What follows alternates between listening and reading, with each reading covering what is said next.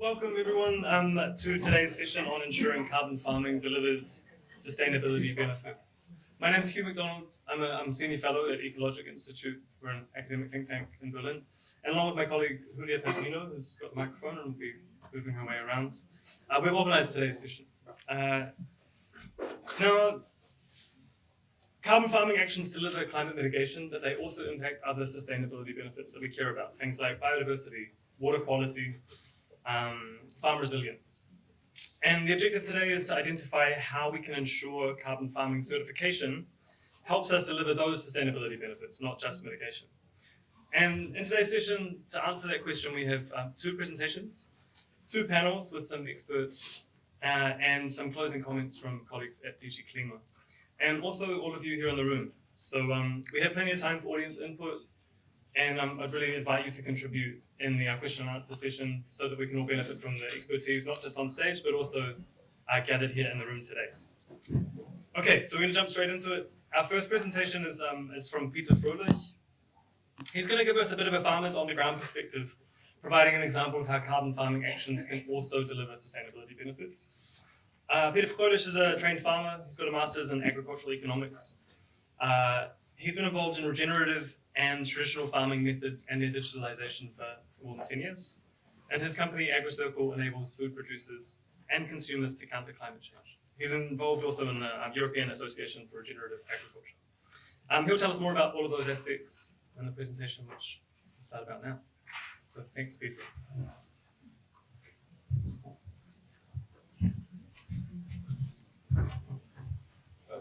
Thank you very much. I hope that works. You hear me all? Great to be here. Thanks a lot for having me. So I want to talk to you about the farmer's perspective on all the regenerative and regeneration journey. That's kind of my company, so we're trying to empower farmers to nurture Earth. I'm going to tell you next slide then, or yeah, so please next slide.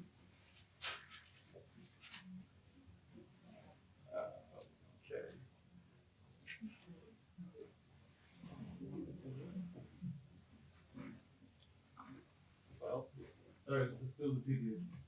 It's the PDF. That's the front.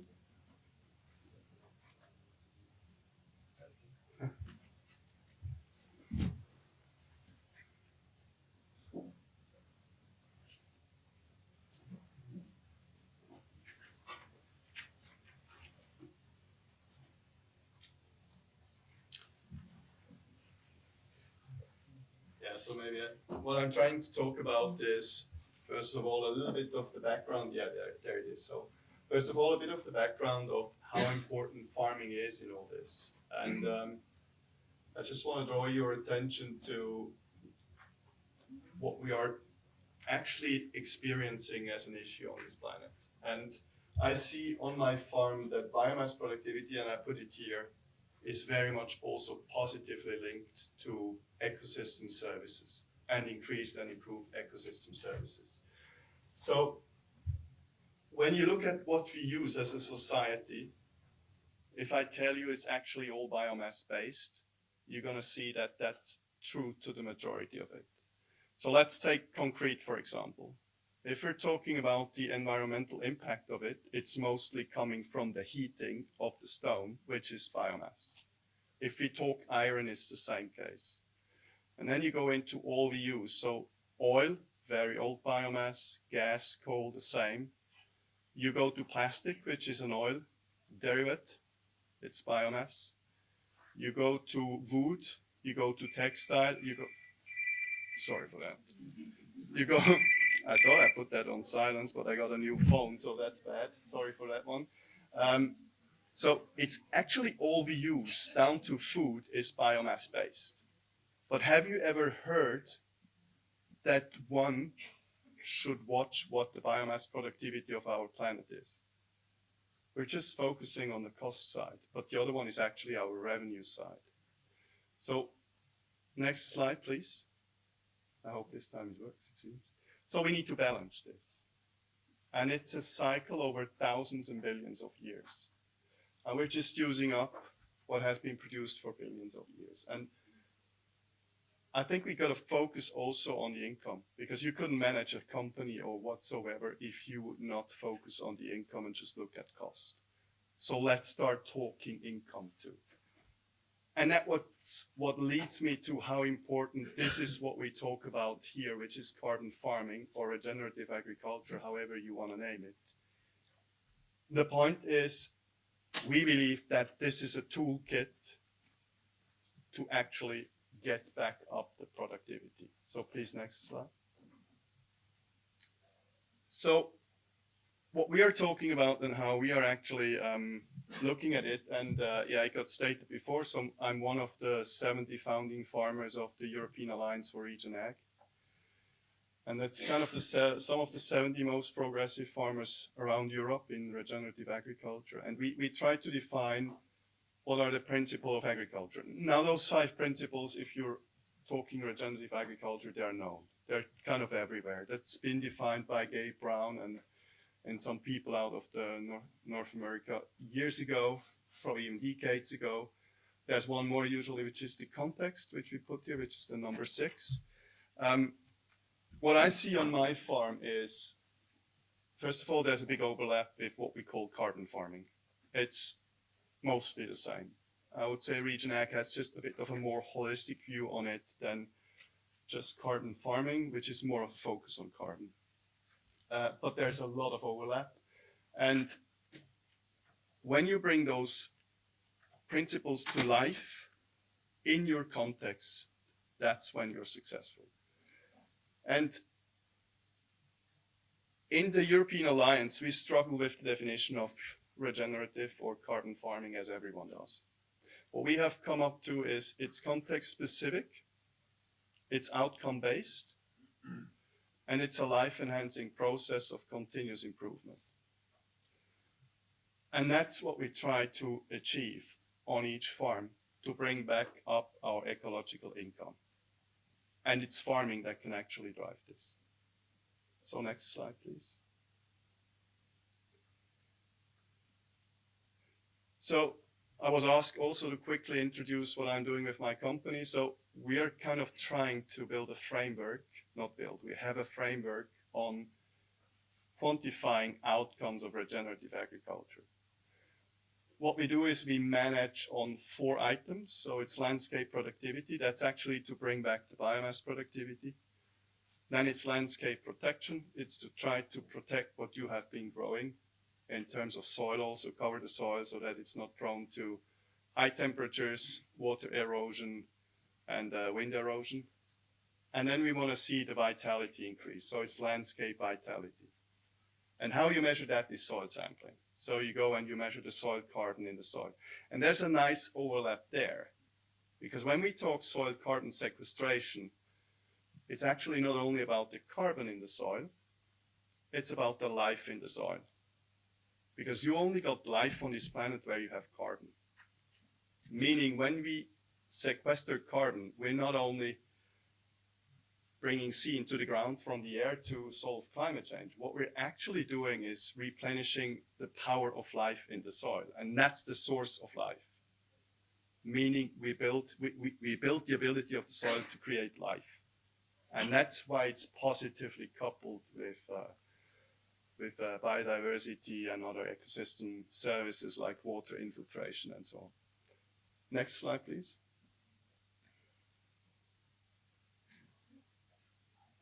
That seems to be a bit of a struggle with the people. Now, what I observe, and that's a bit of a personal note and something also that comes from the farmers in Chiara, is that many companies today are actually not looking at outcomes. They're saying, oh, we moved to an outcome-based framework, but they're looking at tools.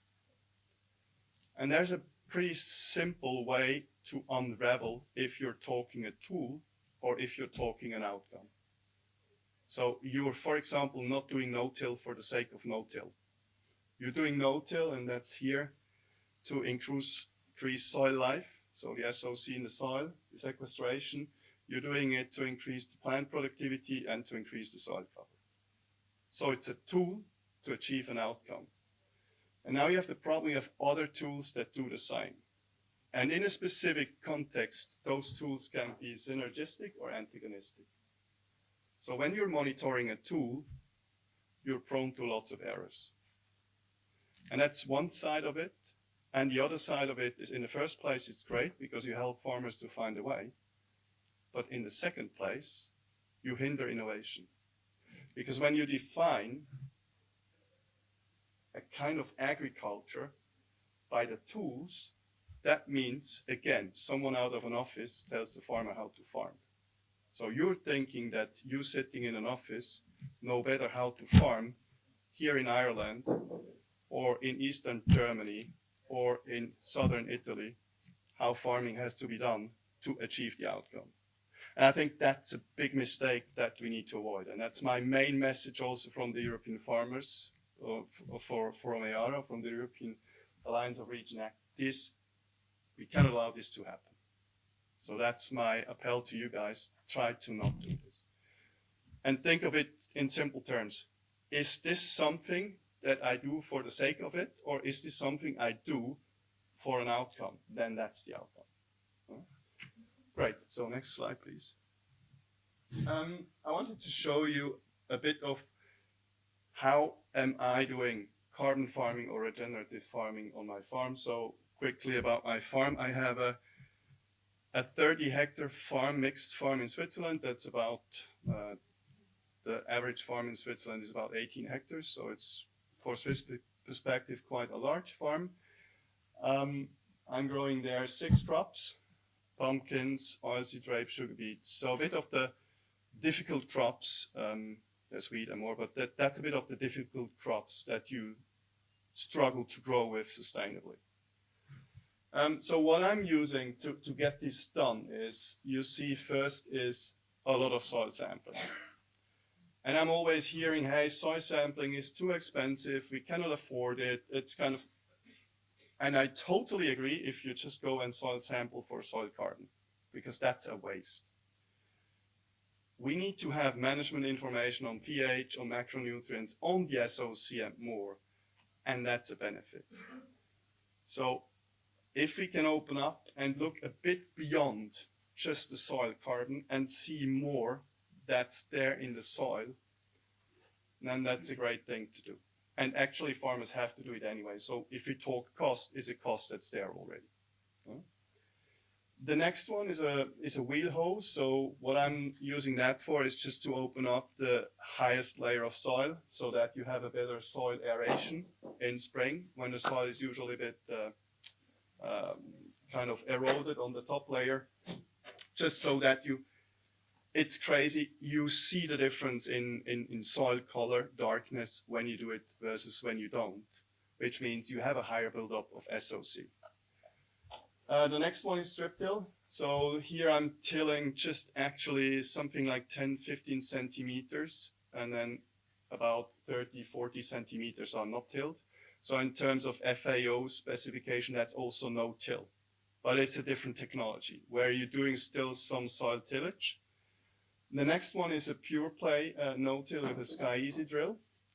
And then the last picture you see there is water aeration and compost tea brewing with kind of a pot there that you heat up to about 25 degrees, and then you put some compost tea and other components to stimulate the productivity, the propagation of microbes. And I think that's one of the important things also. I think in agriculture, we need to start work more with microbiology. And that's not only in agriculture, because we as a society are used to just kill the microbiome. It starts cleaning in the kitchen.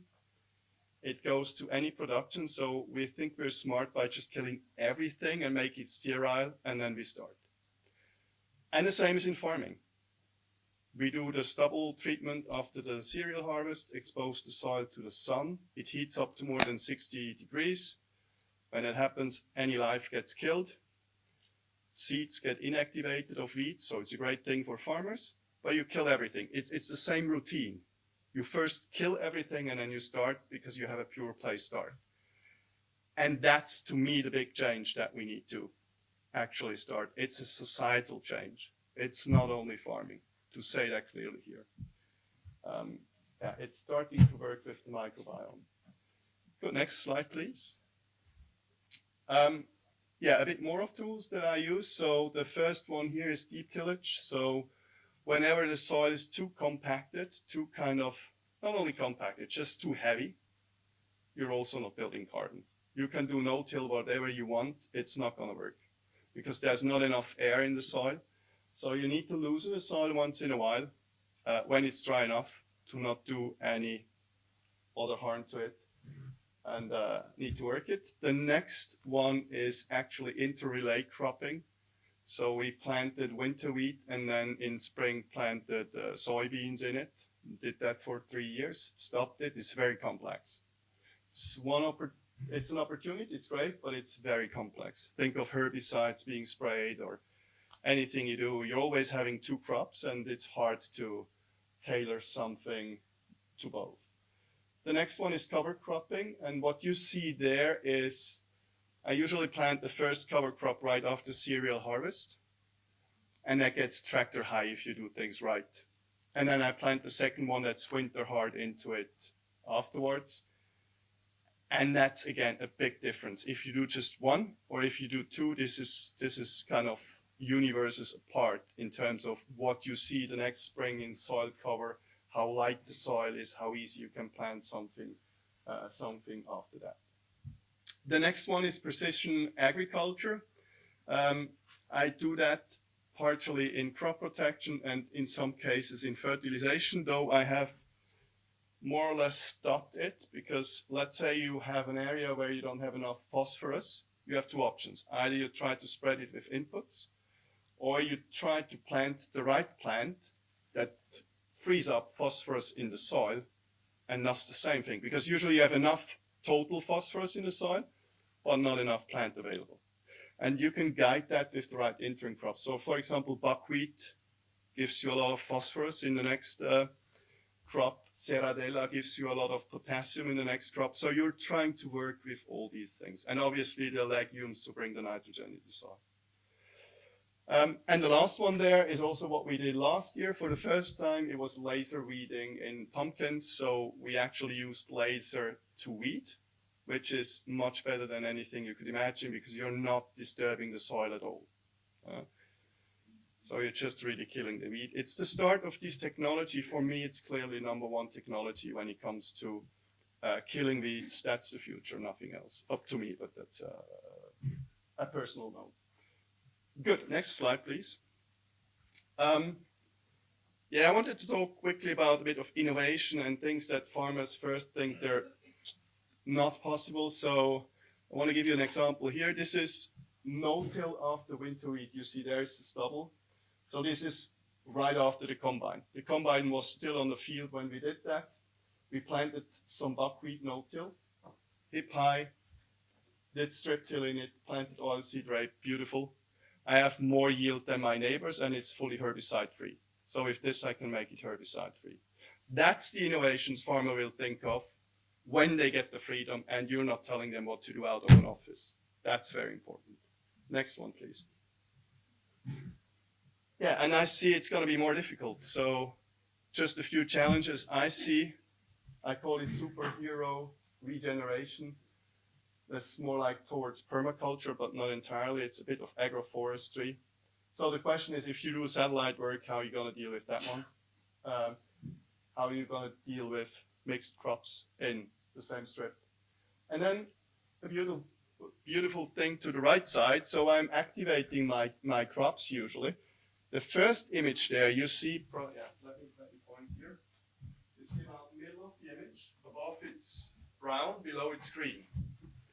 It was sugar beets that I activated with microorganisms, and then I thought, oh, now it's dangerous, because everyone thought it's a lot of cercospores, a lot of this disease there. And I sprayed it with a fungicide. Now guess which part I sprayed? I sprayed the dark one. So if I would have not done anything, it would have been great, but I didn't know. And the other one, that was actually barley over there, the right one, full of disease. I thought it's good enough, the microorganisms I put, but it almost killed the crop. My problem now is, when am I in situation A and when am I in situation B? So that's a big challenge to be tackled because we don't know how to work with the microbiome. That's a big issue. And with a fungicide, you obviously kill it to a large extent. Next one, please. Thanks a lot.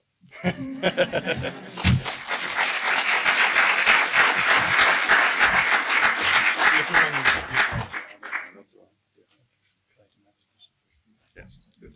So see you later. Thanks, Peter. Peter's a popular man and has to go to another presentation right now. He'll be back. He'll be back on the second panel. So if there's questions specifically for Peter and the stuff that he showed, then you can save those for then. Can we have the other slides, please? Thank you. Right. So Peter has, I think, given us a really nice, concrete examples of how carbon farming can deliver sustainability benefits.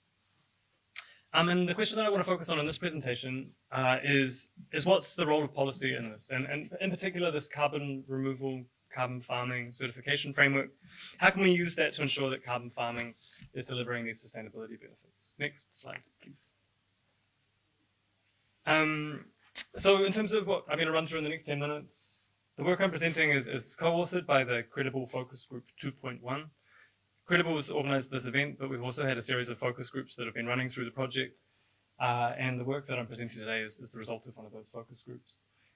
I'm going to give you a little bit of policy context on the CRCF, and then I'm going to jump to the recommendations from the focus group. So I think one of the key outputs, we identified some general principles for policy in this area.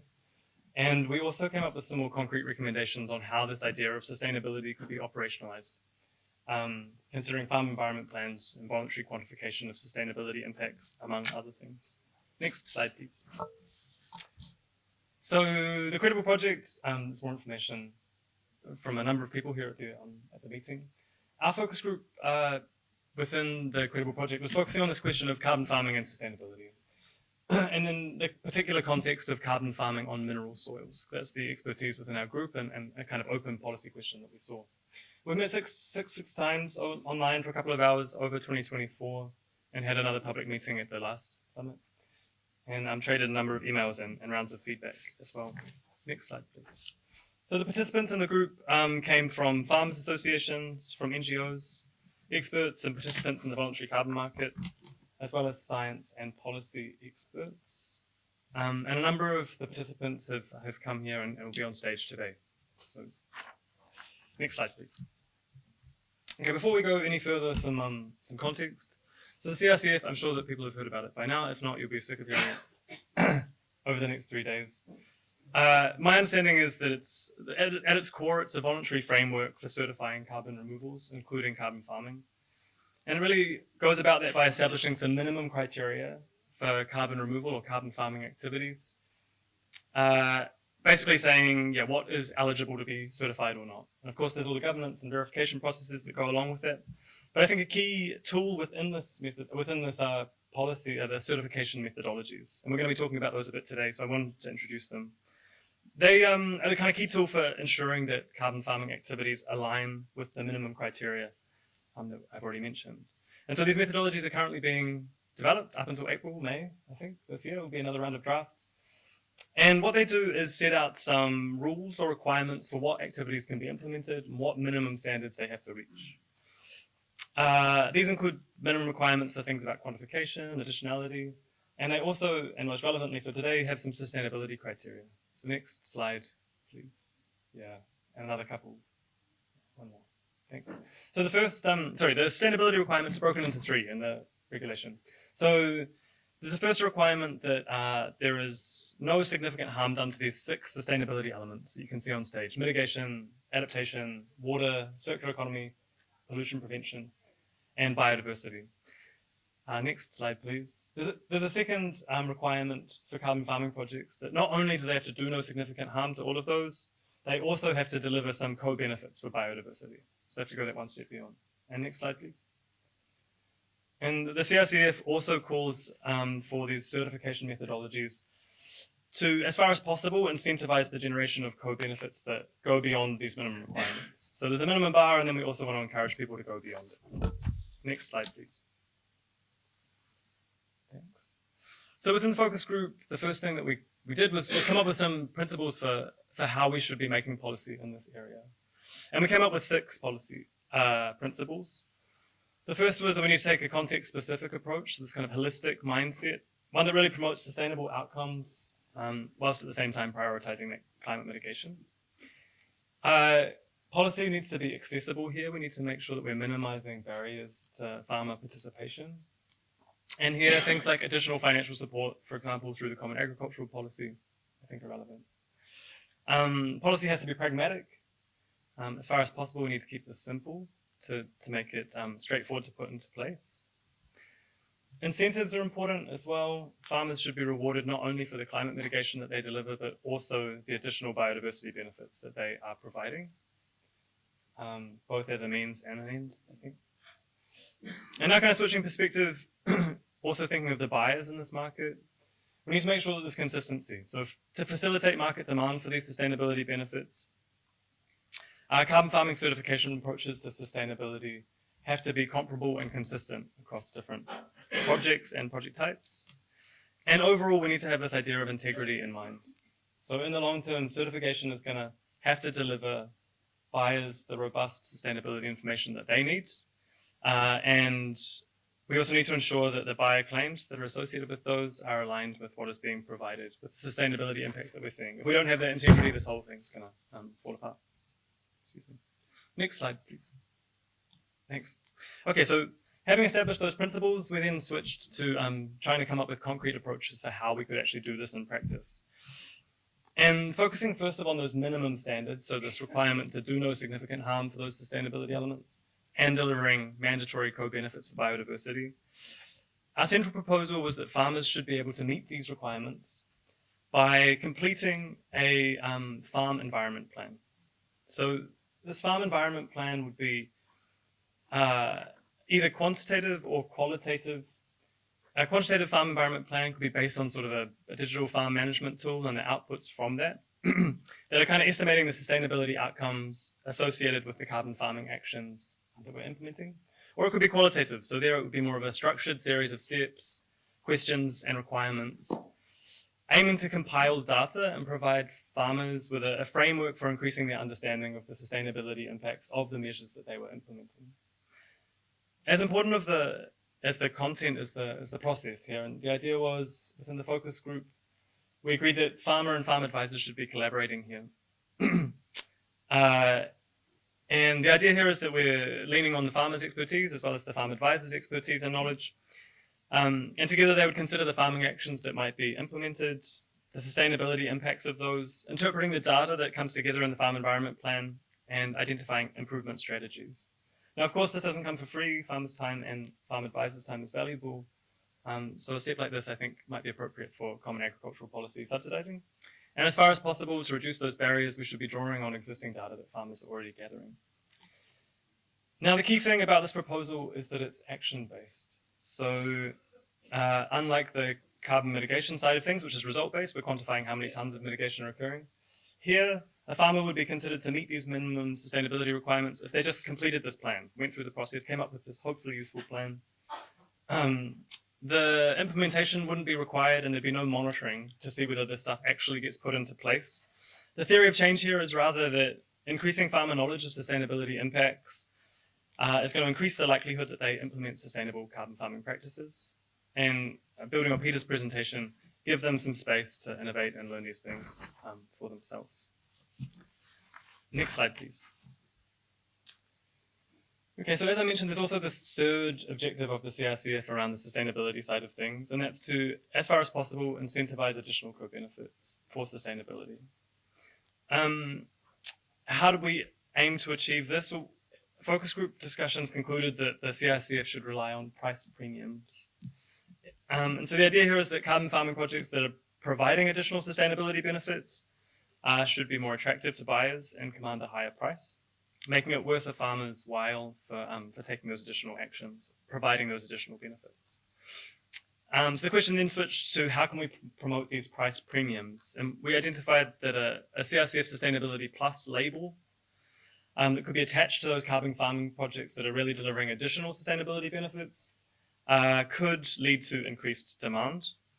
That kind of label could be attached not just to the projects, but to the certificates that they sell. So it would be also visible to buyers.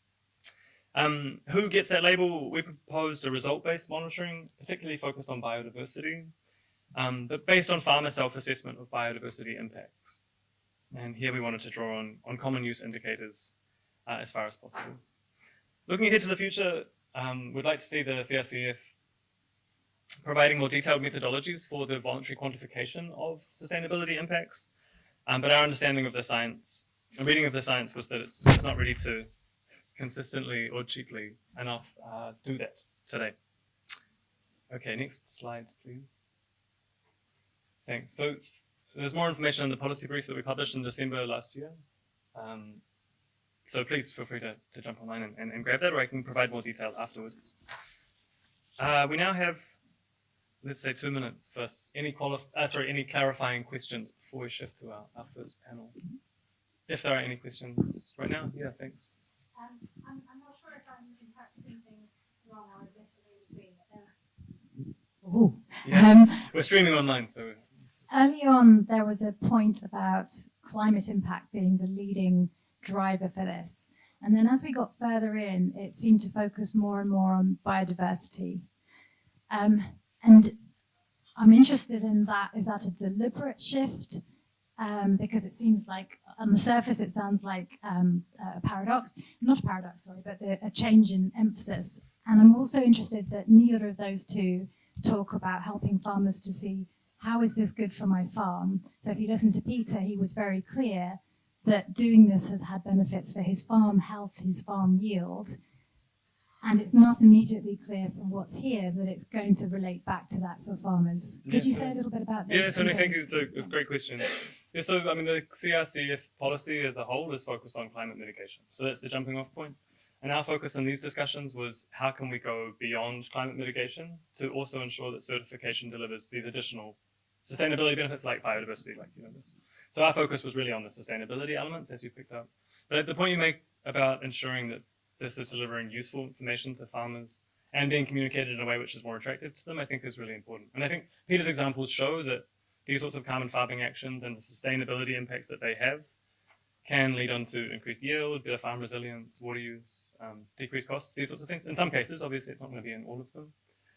And I think that has to be something that, for our farm environment plan proposal, I think that would have to be quite front and center as well, to make sure that those sorts of pieces of information were in there. Yeah, thanks.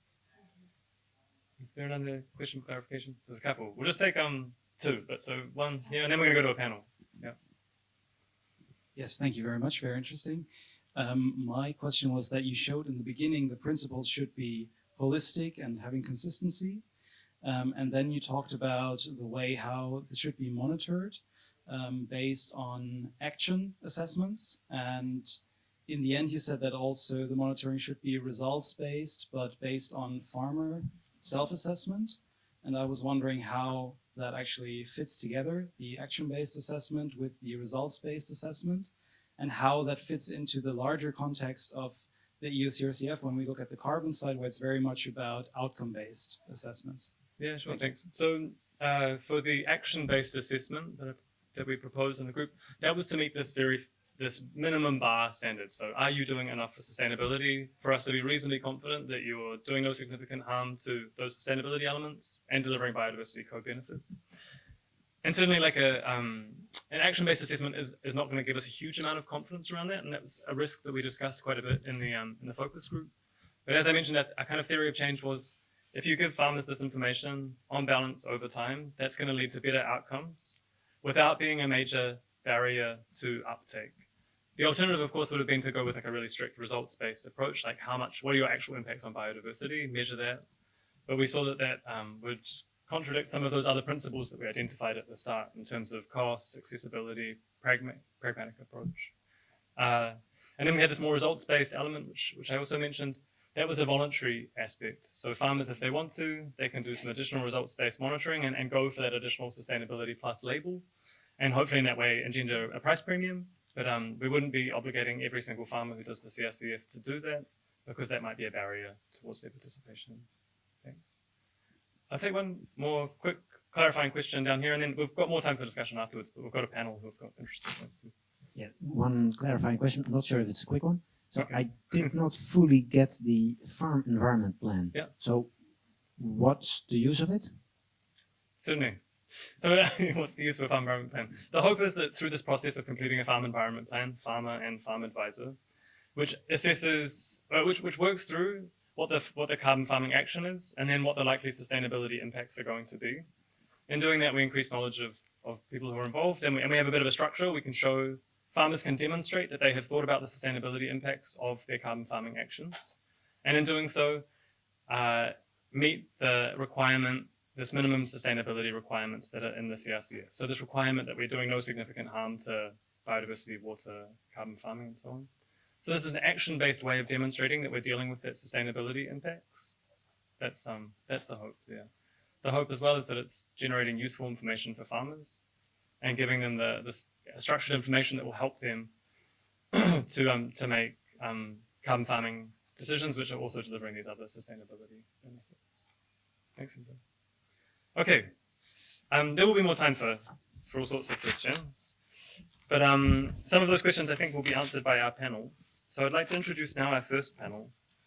Now, in these two panels, we really want to gather additional perspectives on this question of how certification can support carbon farming that delivers sustainability benefits. And the first panel is going to consider one side of this equation, and that's who is going to be willing to pay for these additional sustainability benefits. And we've got three experts, so if they can join me on stage, that would be nice. We've got Scarlett Benson from Systemic, who's also the Director of Corporate Engagement at the Food and Land Use Coalition, and works closely with organizations that define corporate target setting methodologies like SBTI and SBTN. We have Wesley Snell from ETIFOR. Wesley is a sustainability strategist with a background in forest ecology and management, so more of a forestry background, which I think is going to be nice. He works on both sides of the fence with landowners to valorize their natural capital and find and access their markets for ecosystem services, and then also on the corporates and financial side to link them with projects that are going to deliver their sustainability objectives. And then we have Caroline Plu. Caroline's working in Mars Public Affairs team in Brussels and leading Mars' advocacy on climate and environmental matters. So thanks all. I should say Scarlett and Wesley were in the focus group, so they can also answer all of these questions. Okay, so Scarlett, first question was for you. So the focus group proposed price premiums. Is there really demand for these sorts of sustainability outcomes from carbon farming? And where is it coming from, and what sort of form is it taking? Who's going to pay for this? Yeah, so maybe I'll start just by mentioning kind of why I have an opinion on this.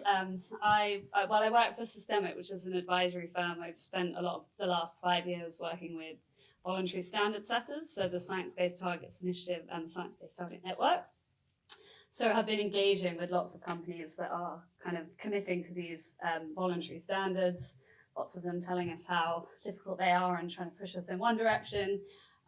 But have engaged a lot with companies from that perspective. And SBTI, the Science Based Targets Initiative, has more than 10,000 companies that are part of it, which is more than a third of the world's market cap. SBTN, which is focused on nature targets as opposed to climate, is much more nascent, but there are 200 or so companies that are part of the corporate engagement program, including Mars, that are kind of taking the first steps to assess their impacts and dependencies on nature. So I would say that kind of historically there were lots of companies that were signing up to these big standards because they saw kind of a reputational benefit of kind of committing to be aligned with 1.5 degrees or aligning with an H positive world. The current geopolitical situation means that maybe not all companies are quite as keen to sort of sign up to these big initiatives right now, but there are still a lot of leading companies that are. And I think especially when it comes to nature, we're hearing that a lot of the companies aren't just doing it because of the reputational benefits. They're doing it because they see real risks in their supply chains that they want to manage. And so maybe they're less likely to commit to these big public targets, but they're still interested in going through that process. And so that's kind of why I guess I have an opinion on this. And I think where is the demand coming from? I mean, it's often those big companies. So if you've set a science-based target on climate, you require your farmers to achieve emissions reductions and removals in their land through land management, land use change, etc. And those targets are quite ambitious, and companies can't really just achieve them by doing nothing. Obviously, farmers are saying, well, if you want these climate benefits, then you have to pay for them. So how are you going to support us with the costs of introducing anaerobic digestion, or kind of the transition costs of introducing new technology on a farm that's required? And so companies are seeing quite significant costs associated with achieving these targets. And these sorts of mechanisms provide a way for them to be sure that when they essentially give that farmer carbon finance, that they are achieving those benefits that can then be counted in their own targets. So I think the CRCF represents quite an exciting opportunity as essentially a financing vehicle for companies that are trying to demonstrate, for the purpose of their targets, that their farmers have delivered both kind of climate and nature benefits. There are obviously other ways that these credits could be sold to different types of companies. So they could, in theory, be sold to companies that aren't in the food, that's the value chain of that farm. So, say a aviation company or a fossil fuel company, they could essentially buy these carbon credits and then make some sort of claim about that. From the farmer's perspective, maybe they don't really care who buys the credit as long as it's giving them the money that they need to transition.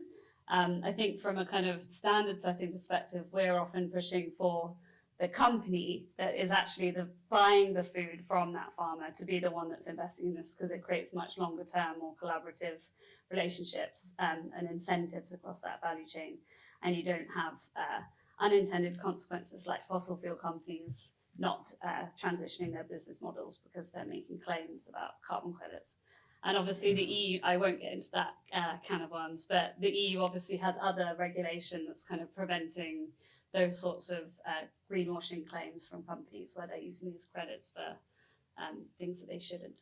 So in conclusion, it's kind of demand for insetting, which is where you're buying a credit in your value chain for the benefit of making a claim on a target, or offsetting. There is a slight nuance again with offsetting, which is that there is this concept called beyond value chain mitigation. So if a company is buying a carbon credit on top of the fact that they're already reducing their emissions, so they're doing extra, then they can make this sort of gold star claim.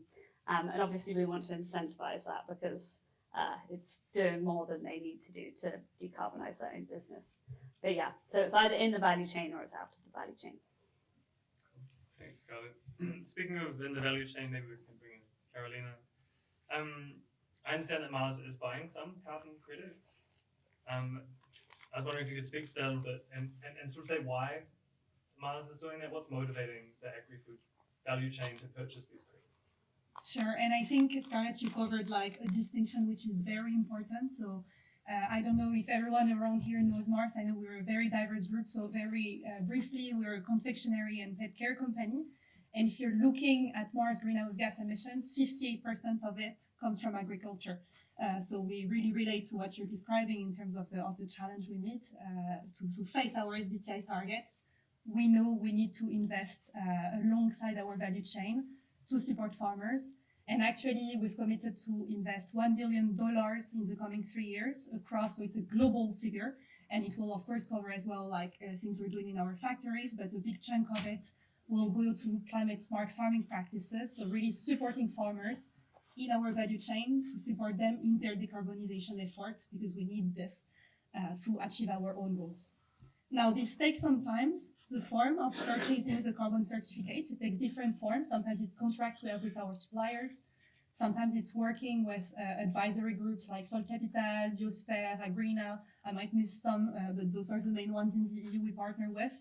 And we purchase carbon certificates, but again, from our value chain. So we also purchase the commodities from those farmers. And that's very important. So when you think of motivation, because that was your question, the primary one is, of course, to like meet our SBTi target, but with the aim to make eventually our value chain more resilient. Mars is a family-owned company, and actually when we talk about sustainability in Mars, we think in generation. It's how do you sustain the business a long time and for the next generation. So certainly like this resilience aspect is very important to us.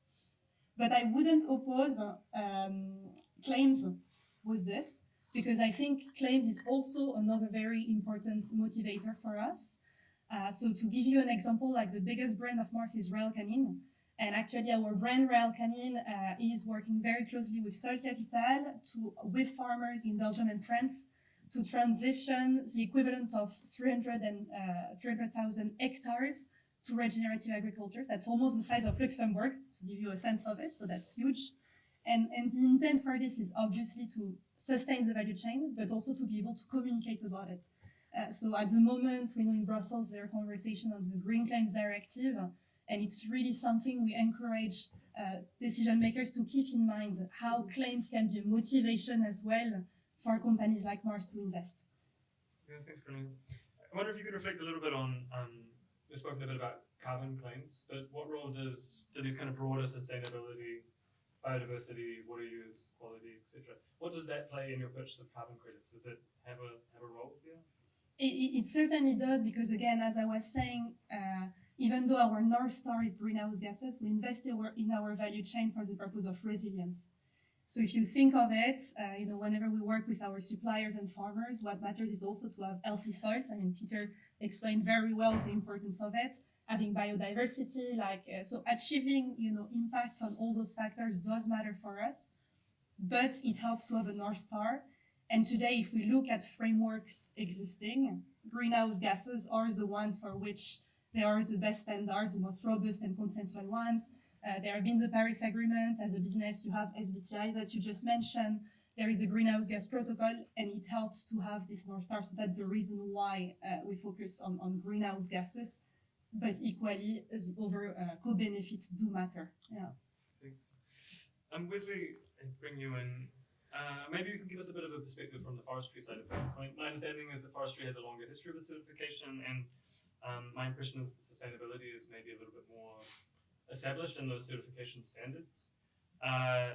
What sort of role does sustainability play in the demand for forestry mitigation projects? And could you reflect a little bit on whether you think that's the direction that agriculture might go? Yeah, of course. It's a great question. So just a little bit of context and background. I work, as you pointed out, Hugh, I work sort of both sides of the aisle. So I do a lot of work with land managers, and that's really every type of land manager I think you could picture. I focus mainly on forestry, but even within forestry, there's all kinds of forest management, right? So I work with smallholder groups to larger forest concessions, public or privately owned, or blended management models, et cetera. It's really quite varied, and I help them to to understand how the way that they're managing their forest is impacting natural capital and ecosystem services, what they can do to either change their management in a way that would conserve or improve those resources, or if they're already doing a good job, how to simply demonstrate credibly that they're doing so and then access these markets, right? It's been, forest certification has been around for, getting on 30 years, I would say, in a consolidated sense. We saw like the Forest Stewardship Council, FSC Forest Management Certification coming out after the Rio Convention back in '93. It has been a interesting and wayward path, and I say that because I think that forest certification right now, for its maturity and where it's at in its development, is going through a bit of an identity crisis where it used to be the sustainability landscape has evolved a lot. Companies like Mars, perhaps, who are interested in supporting sustainability efforts are asking for new kinds of information, new kinds of data, often more specific data and quantified data about the impacts of land managers on their land. They're not simply saying, are you sustainable and is that certified, which was quite sufficient, I would say, about 5 to 10 years ago. So can you say that you're a responsible landowner, forest manager, or farmer? And we had these holistic models for demonstrating that. But now the companies are setting science-based targets. They need to understand the impacts in their supply chain quantitatively. And the way that these certification systems were set up were not designed to provide that kind of information. And so they are trying to find ways to integrate those. With FSC, for example, I was in a working group for their recently revised ecosystem service procedure, which was supposed to provide that kind of quantitative information.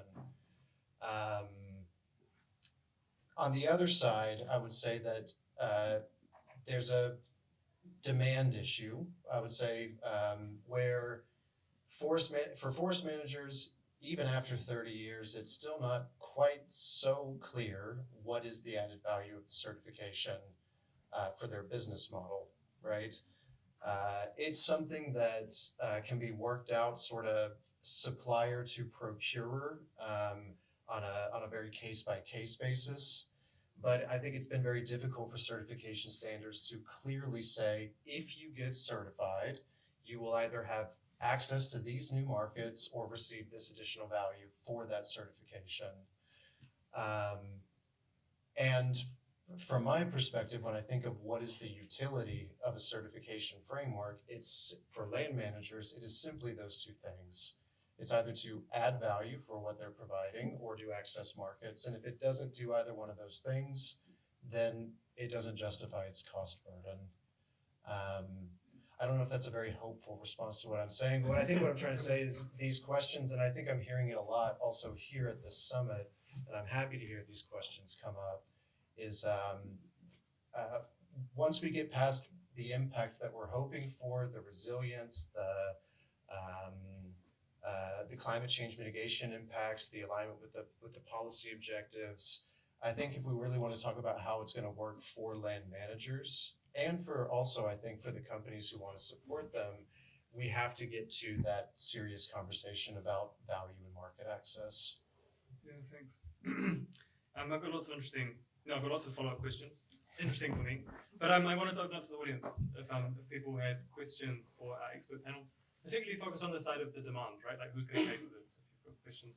Yeah, down the back, thanks.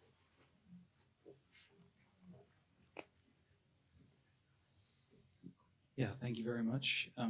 Very much interested in the development of the SBTI markets, and we've seen that there, the methodology of the land sector removal guidance has taken a long time to develop, and now we're seeing that other methodologies are also developing in parallel, for example, the EU CRCF with the framework. And I was just wondering how the panelists view how the land sector removal guidance could align in the future with the methodologies that are now developed under EU CRCF, or possibly also integrate into that, or use it as a substitute. I was just wondering what the perspectives are on that. Yes, Scarlett, would you like to have a go? Yeah, so the greenhouse gas protocol is the methodology that underpins how companies account for and then report on their greenhouse gas emissions. It's the most widely used and underpins like a lot of the compliance standards as well. So like DEFRA basically just uses GHG protocol and then repeats that. So they have this thing called the land sector and removal guidance, which was published in 2022, September, as a draft. And it's still, they announced last week that they are unable to finalize that, along with the timeline that was already been pushed back by 2 years. So they're aiming for completion at the end of 2025. And the reason why it's been pushed back many, many years is because I think there are two main issues. Sorry to get a bit nerdy. One is around agricultural leakage and how companies should quantify that. And they've got 3 different methodologies with various pros and cons, but they can't get agreement on how that should be done. And then the other is actually related to forestry on the like the flux accounting of forests. So whether you should include the emissions that are non-anthropogenic. And I think it's really interesting that it's been delayed because it shows just how much, how many people care and have an interest in how these accounting standards are designed, because it massively affects what a company is then going to invest in, whether it because it kind of means whether something counts or not. In terms of, I mean, your question was a bit about like how are they going to align. I think the GHG protocol does have like a big, it does engage with lots of these other standards. So I think there is always this effort to do alignment. But clearly we have a bit of a problem, which is that the greenhouse gas protocol is moving quite slowly, and so other stuff is stepping in and could potentially create a lot more confusion for companies. So I mean, I'd be interested in Mars's perspective, because what I'm hearing is that companies want it to hurry up, but they also want it to be resolved in the way that will be most beneficial for them. And there's a tension between those two things.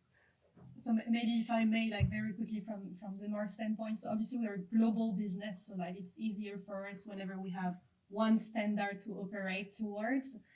We appreciate all the difficulties ongoing in the greenhouse gas protocol, but certainly, and I know we had this conversation with DG Clima, that we encourage to have the conversation between the European Commission and the greenhouse gas protocol to align as much as possible. I think in that global context as well, worth mentioning that yes, the carbon removal certification framework will certainly help, but obviously again in a global context, for instance, as Mars we source cocoa, we have like carbon farming programs in cocoa, and we know that in Ghana and Côte d'Ivoire, for instance, the governments are working on their own certification frameworks. So there should be like a way that in the accounting system there is a recognition of other global frameworks. So back to your question, yes, certainly the most alignment we can get, the easier it is for companies like us. Yeah, please. Yeah, and just to add, and just to nerd out a little further, what's interesting, I think, about the land sector removals guidance is it's a very, very different way to approaching carbon accounting. So the carbon removal certification framework is a relatively straight ahead project level accounting. You identify certain project activities, you establish a baseline with a counterfactual, you link the benefits to the activities, et cetera, right? It needs to be additional, so you need to do an additionality test, which we heard a lot about last time, and I'm sure we'll hear more about this time. The land sector removals guidance is really very purely about like either corporate or scope 3 level carbon ledger accounting. And in that scenario, it's not based on a project, it's just every year you need to measure how much carbon is in each of your sourcing areas. It doesn't matter, we just are interested in the flux and the change year on year. So there's no need for additionality. There's no need for a counterfactual baseline.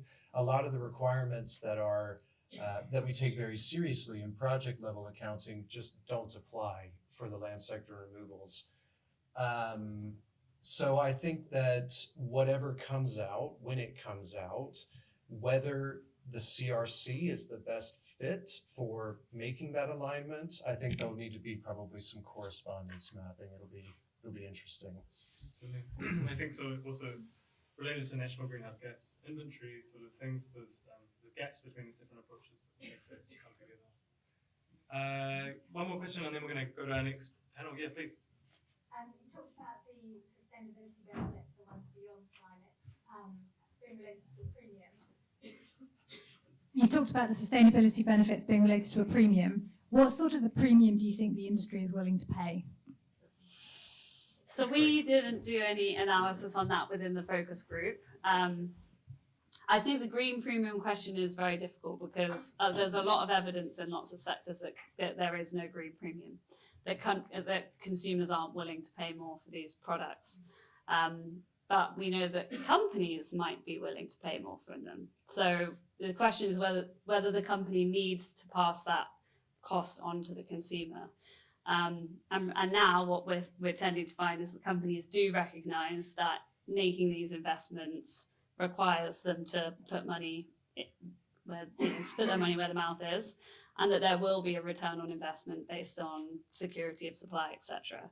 But I think, if I'm really honest, I would put Mars in a category of one of those enlightened companies. I think there's still a lot of companies that kind of made these big commitments, not quite realizing how much it was going to cost them and thinking that they would be able to pass their cost on to the consumer.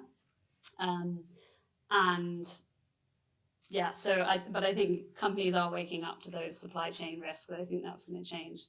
There's a report that some of my colleagues did, which is quite interesting, last year, for the Food and Land Use Coalition called the Future Fit report, which looked at which of the costs of the food sector is there a return on investment and how quickly do they pay back? And so it's quite helpful actually understanding kind of what that business case looks like. But the answer is we can't really increase the cost of food. It's not politically acceptable. So there's not much passing cost on to consumers. But maybe you have done much more green premium analysis. I think it really depends on the product as well, like whether it's a luxury good. I don't think we have that analysis, but what we certainly believe in, though, and that's why I was saying, like, we're investing massively in it, because, and usually you would hear our CEO talking about how performance and so purpose and profits are not enemy and they should go hand in hand. And actually, if you look at our greenhouse gas emissions, we've been able to reduce them by 16% compared to our 2015 baseline whilst growing the business. So we really do believe that there is a business case there. But it's an equilibrium. We know it won't be easy to reach our goals going forward, but we're putting the investments there. I don't have details in terms of, what it means from a premium standpoint. Maybe the obvious answer to your question, which is that carbon credits that have biodiversity do come at it as a co-benefit have a higher cost. So we can say that definitively, that carbon credits that have these co-benefits are being sold for more than carbon credits that don't. So there is a green premium in that respect. Yeah, maybe Wesley could shed some light too. No, I think it really depends whether you're looking at it within your value chain or beyond. So I think there, like you said, Scarlett, I think it's pretty clear that there is a premium that's available if you're looking at a buyer outside of your value chain for the purpose of offsetting. That's benchmarked in carbon credit analyses, whether it's climate, community, and biodiversity additional standards or responsible forest management, et cetera. Within the value chain, I think it gets a little bit more complicated, and I've sat at the table for a lot of those conversations, and they can get quite sensitive because you're talking about the structure of a business relationship that, between a supplier and somebody in procurement. Sometimes premiums are under discussion. In my experience, it's something that companies are more hesitant. It sets a precedent for them. They're trying to minimize the costs of their procurement. But something that I find often works for both parties are long-term or more stable procurement agreements that are contingent on these sustainability benefits or additional benefits from the land. So I think what I would suggest, if you're a farmer and you're trying to figure out how to have that conversation, I wouldn't limit it just to it's an extra $5 per ton or whatever it may be, euros. Sorry, I forgot which continent I'm in. But it might be better to say we're providing this value. How much do you value it, and how can we integrate that value into our business relationship with each other? And that opens up all kinds of possibilities. It's a nice positive final comment. So just thanks to our panel.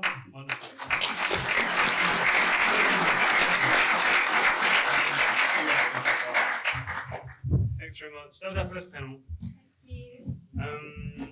They're going to stick around. We've got a second panel which is focusing on the other side of the coin. Yeah, so we talked now just about who's going to pay for this, who's going to be doing the buying of this, and now we want to consider the perspective of those who are actually going to be doing this. So who's going to be doing the carbon farming? How can we encourage and support farmers to implement carbon farming that also delivers these beyond mitigation sustainability benefits? And I want to welcome Juan Sagarna to the stage as one of our panelists. He's a manager of sustainability in the Spanish Agri-Food Co-ops Association. He's also a member of our focus group. And then Peter, if you can join us again as well, before you have to run off to your next presentation. No worries. No, thanks both. So Juan was also a member of our focus group, so you can drill him on any questions that you had on my presentation. But Juan, I wanted you to reflect a little bit on what motivates farmers as the people who are carrying out these actions to implement carbon farming actions. Like, why are they coming here? Why are they doing carbon farming? Okay. I work for the National Association of Farmer Cooperatives in Spain. We have some 3,000 companies owned by farmers. We represent more or less in Spain 1 million of partners, of farmers. And And we are part also of COPA COGECA, that it is the most relevant and important European Association of Farmers and Cooperatives, representing more or less 9 million farmers. So I am going also to use my time to explain a little bit of the official position of this organization, but I think is quite accurate in this case. So to your question, it is necessary to focus the target that we try to achieve. What are our targets? The innovators and early adopter farmers, or the bulk of them? The common farmers that you this morning said that it is on average 60 years, and they are not thinking about any holistic change in their lives. They are probably think about on retirement and to give their son some nice place for working. And does it means maybe the 85% of the farmers, 85-90%, we usually use the innovation curve of Rogers, that it represents the population of farmers within a normal curve, and it identifies some 2% of innovator farmers, more maybe 10% or 12% of early adopters, and between these farmers keen to introduce new systems or new technologies, new approaches, and the rest of them, usually there is a chasm. So we understand that it is not the same tools to try to improve the uptake in the first part of the farmers that in the bulk one. So first one is that what we want a small impacts in overall farming sector in Europe. It means some hundreds of millions of hectares, or okay, look more to the future. We are going to start with younger farmers, with early adopters, and to have some success cases and to do more slowly. So for me, it depends on the emergency of the climate change. For this, I believe that we have to focus on the bulk of farmers. So we have to be cautious. We have not to be too ambitious, especially on additional requirements from carbon farming, and especially to take into account that carbon farming and all the numbers that we take, it is not enough to provide overall changes by themselves. We need another approaches. We need CAP payments, eco schemes. We need regenerative farming approaches, maybe to integrate also the organic farmers. We need other more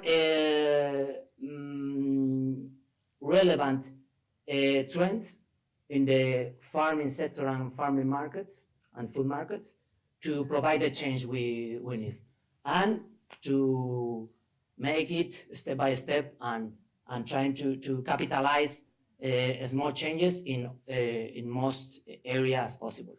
Yeah, thanks, Juan. I mean, I think those are really important points around which farmers we need to be paying attention to, and also this idea that the CRCF is not going to be a silver bullet that solves this problem for us. We've got to have considerably more changes than that. In the focus group, you were reflecting a little bit on some of the challenges that the sustainability requirements might set for farmers. I wonder if just briefly you could, I'll give you a chance to raise some of your concerns. Yes. We as organization believes that the European farming sector is the more sustainable in the world, maybe, because we have, with exception from New Zealand. Yes, but probably we have the set of regulation more focusing on sustainability issues. I work for sustainability in farming sector during 20 years, and we have a lot of regulation, even a straightforward regulation for organic farming, and a lot of greening requirements for our CAP payments. So we, if we are saying to our farmers that you are please take these requirements and make believe on them, and always are requiring more for them, it is a complicated situation. So right now there is some kind of frustration within the farming communities. You know the 1 year ago the strikes, the tractors in Brussels, and they have a lot of confusion about the new trends, about the new requirement. So I think we have to be cautious with them, because at the end it is difficult to explain even to the farmers. We want what we want. We want to sequester carbon, but in addition some kind of biodiversity in the soil. I don't know anything more difficult to understand the carbon cycle in the soil, that it is the biodiversity cycle in the soil. We work for Soil Guard project, that it is a project with more than 200 sites worldwide, measuring the soil management practices and their impact in biodiversity, and it is really complex to understand what kind of practice at the end provides a best situation of the biodiversity. The experts are not able to give the farmers clear instructions, because the farmers need incomes and instructions. Mhm. So it is No, I think that's a nice very one. difficult. Income and instructions.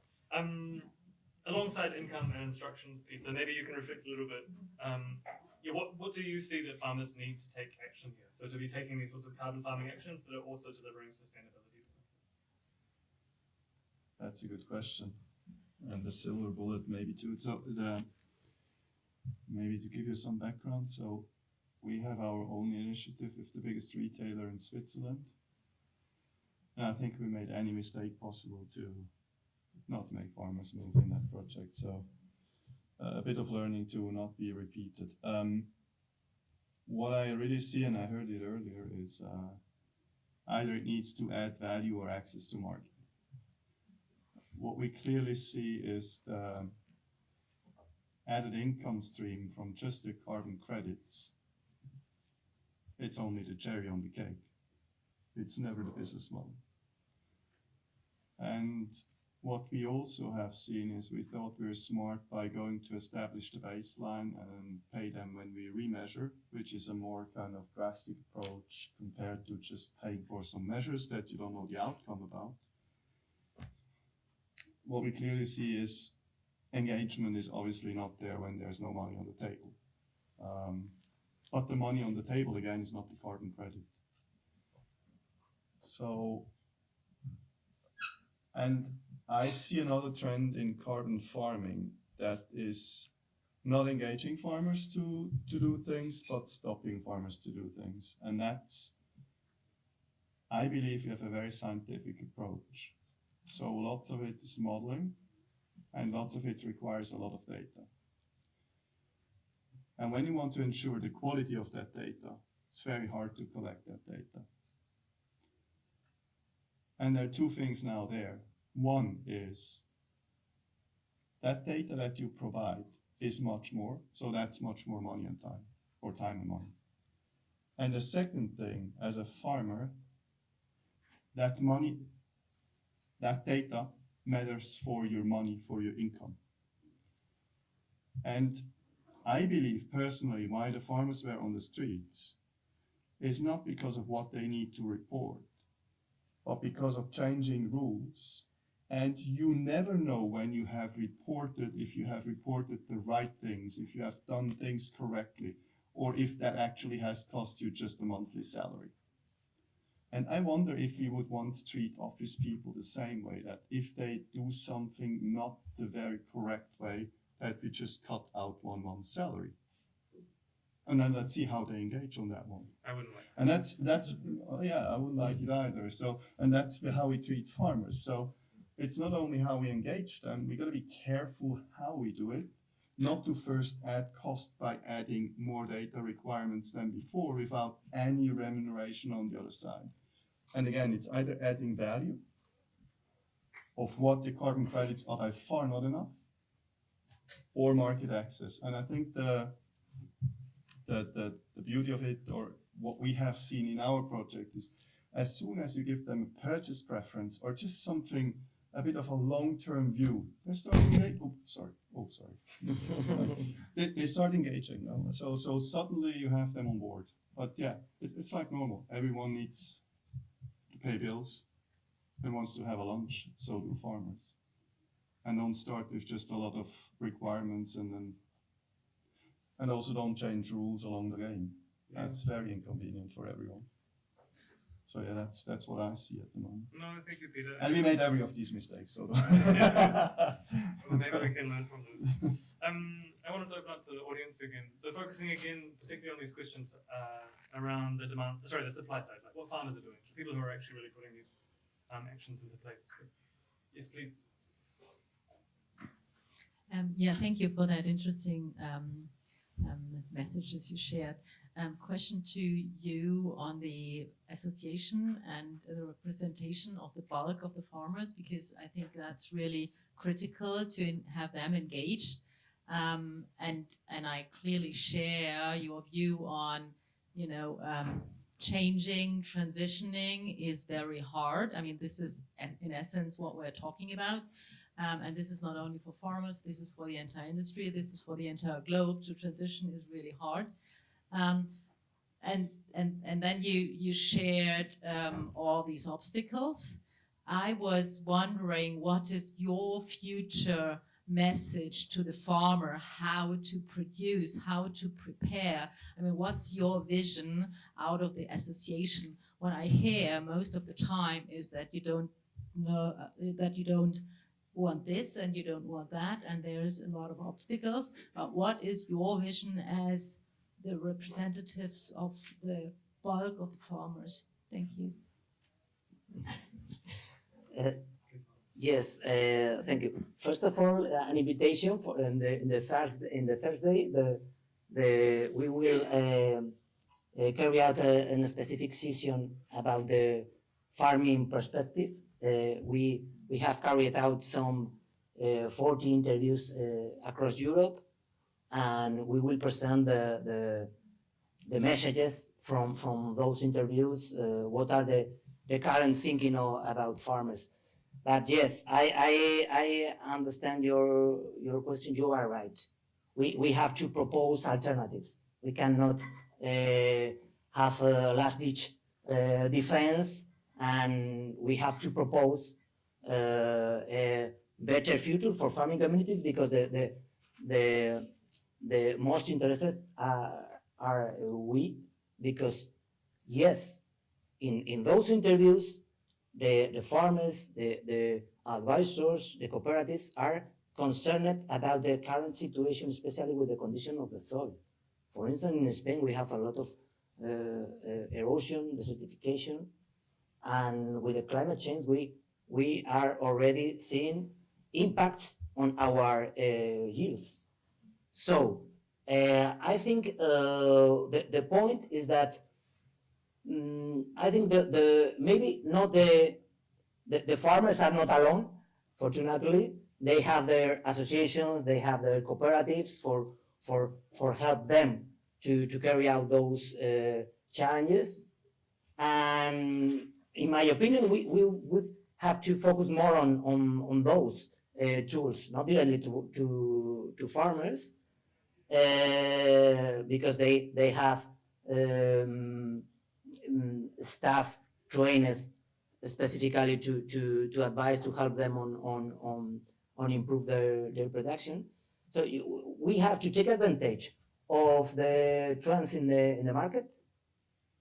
Right now, the big companies are quite interested in regenerative agriculture. All of the big players are speaking about this. Everyone speaking in different with different distractions. Yeah. Everyone, okay? but at least they are speaking about market stimulus. In some sectors, for instance, in dairy sector, we have observed right now interest in that the providers fulfill scope 3 emission reductions. Okay, so we have some money from carbon farming, some money from CAP, market stimulus, maybe not price, but at least access to the market. So trying to put all the elements in the same basket and to mark an strategic path that I understand that one of the already understand things from the farming sector is that they have to take care of the soil because it is in its interest. It is my positive message. Can I add to that? That's a great question, because what I see is we're really lacking a vision as a farming community to how the change should look like and how we should approach it. It's even a bit worse because we have much different streams of how the future would look like. So again, we have holistic management, we have people that are following conservation agriculture, we have organic farmers. So it's many more. So it's about 7-8 different streams that have their own visions. Actually, none of them includes really the climate challenge. I think that's the least of interest to farmers. I don't know why, but it's a fact. I think soil health is something that really farmers start to be concerned about. But here is an important point. I mean, as a farmer, you need to be able to pay your bills. Soil health is a long-term project.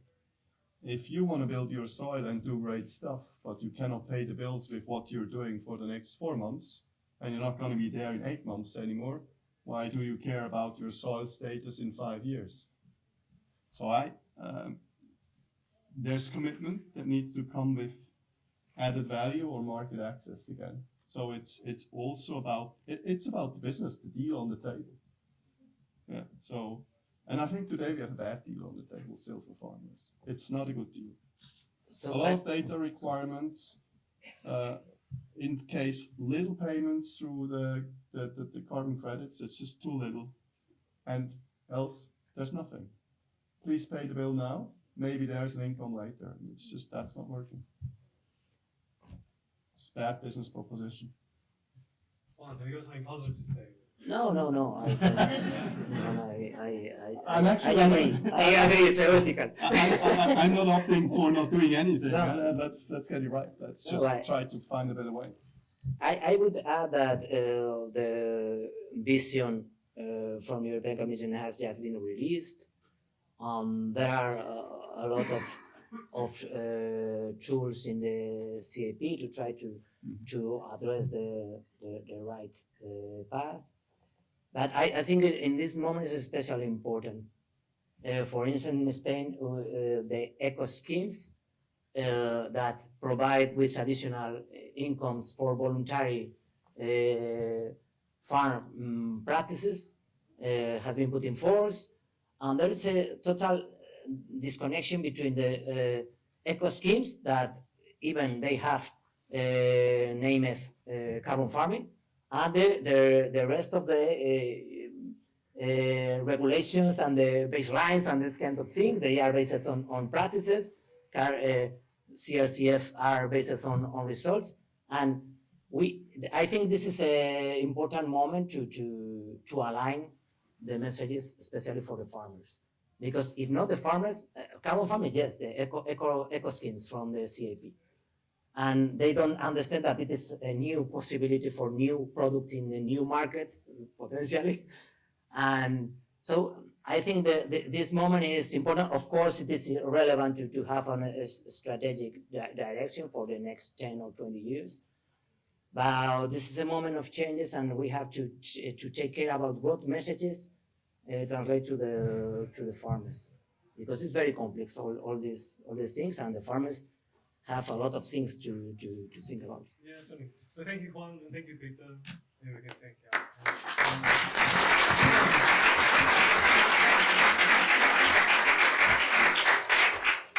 I was being facetious with that call for a positive message. I think it's important to face these challenges head on. So it's a moment of transition, as you said, Juan, and we need to be mindful of the challenges for farmers to make sure that we develop a system which works, which moves us forward.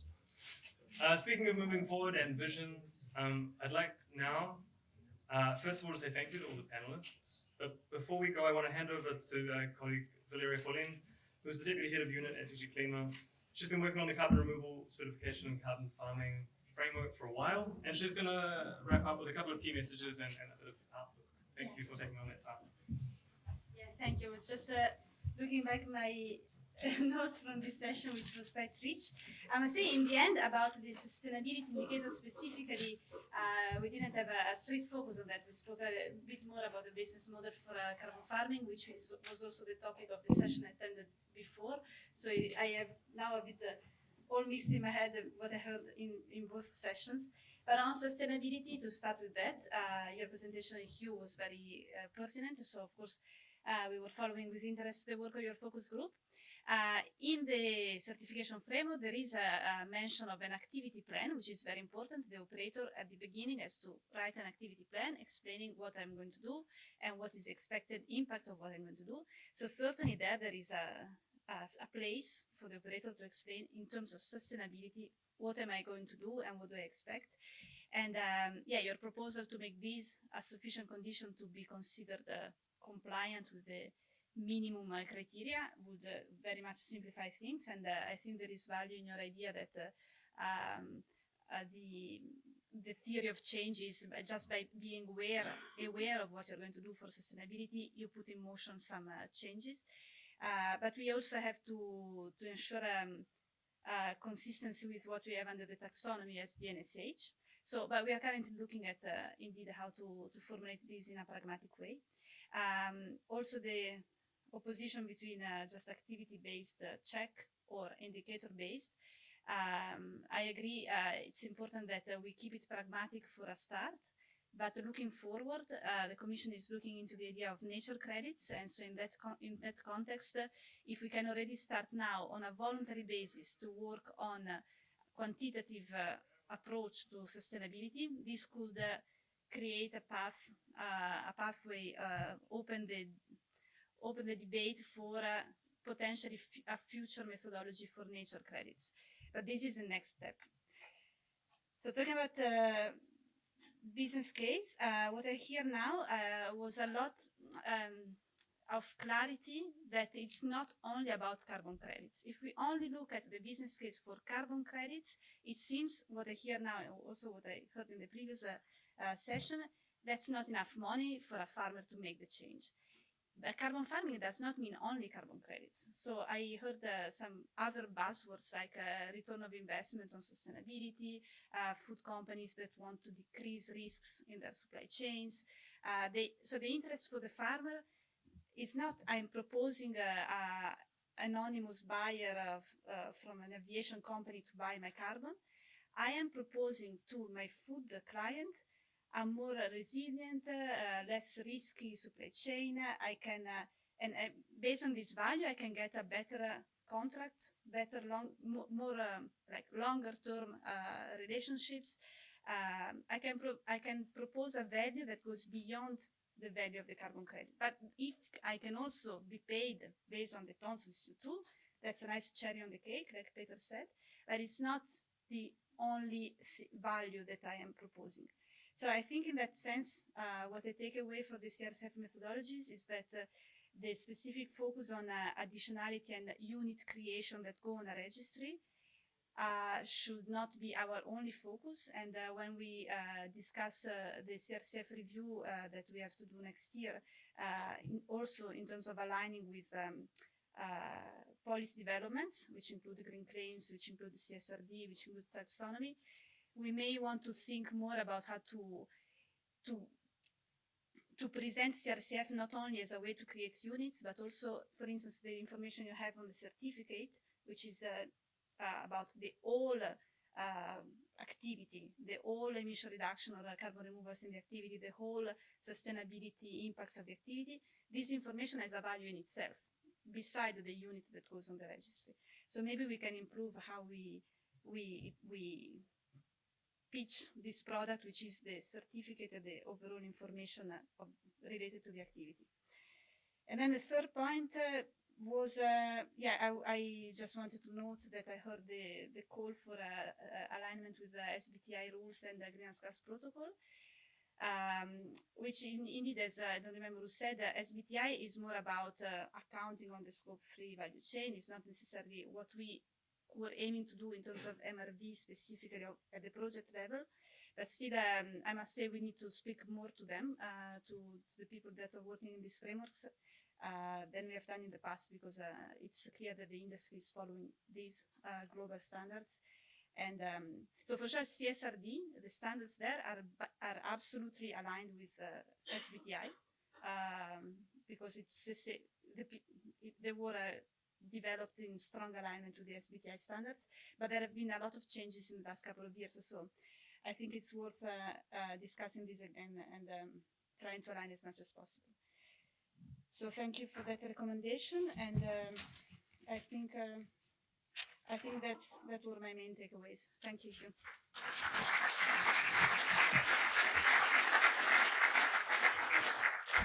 Yeah, then that concludes our breakout session today. Thank you all for coming, and thanks again to our presenters and the